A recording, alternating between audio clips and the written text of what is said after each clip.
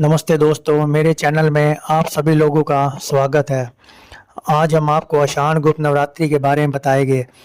यह गुप्त नवरात्रि मुख्य रूप से मां आदि शक्ति के रूप 10 महाविद्याओं को समर्पित है। यह आषाढ़ गुप्त नवरात्रि तंत्र मंत्र की साधना जो अघोरी तांत्रिक साधक और आम मनुष्य भी करते हैं।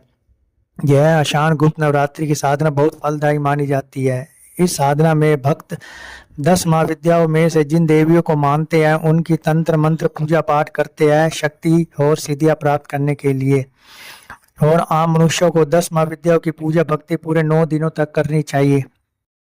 यह आषाढ़ गुप्त नवरात्रि 15 जुलाई 2026 बुधवार से प्रातः 6 बजे से शुरू होगी और 10:15 AM तक रहेगी। यह कलश स्थापना का समय है और 23 जुलाई 2026 वीरवार को समापन होगा। साधना में सही मंत्रों का उच्चारण, सही विधि का पालन करना बहुत जरूरी है।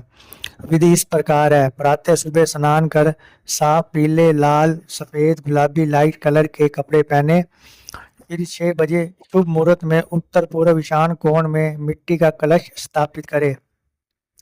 सफाई का जरूर ध्यान रखना। कलश में गंगा जल मिलाइए, सुपारी, हरी इलायची, लौंग डालिए। कलश पर 5, 7, 9 या 11 आम के पत्तों को रोली में सेट करके तिलक लगाकर कलश पर बांधे।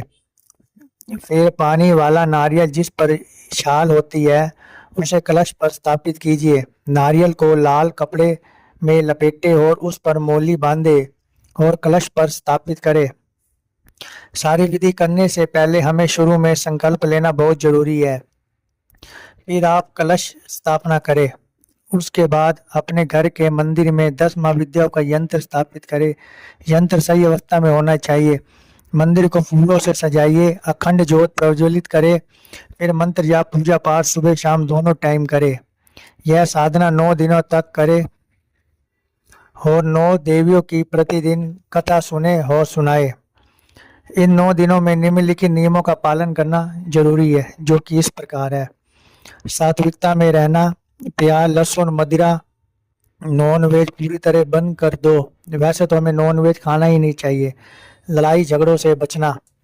इन 9 दिनों में भारी लोगों के हाथों का कुछ ना खाए, क्योंकि इन 9 दिनों में तंत्र मंत्र का प्रभाव ज्यादा होता है। अपने कपड़े, जूते या इस्तेमाल की गई कोई भी वस्तु भारी लोगों को ना दे। आचार विचार शुद्ध रखे। किसी भी कन्याओं का और जीवों का दिल मत दुखाना। अच्छा व्यवहार करना।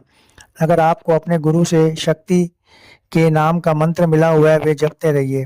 बाहर का किसी प्रकार का खाना ना खाए। ब्रह्मचर्य का पालन करें। अखंड ज्योत की हमेशा निगरानी करते रहे। यदि आप इन सभी नियमों का पालन करते हैं, यकीन मानिए जो इच्छा आपने माताओं के सामने रखी है वे अवश्य पूरी होगी। बोलिए दुर्गा माँ की जय। यदि आपने मेरे चैनल को अभी तक सब्सक्राइब नहीं किया तो प्लीज़ सब्सक्राइब कीजिएगा और कमेंट में लिखिएगा ओम नमः शिवाय, हर हर महादेव।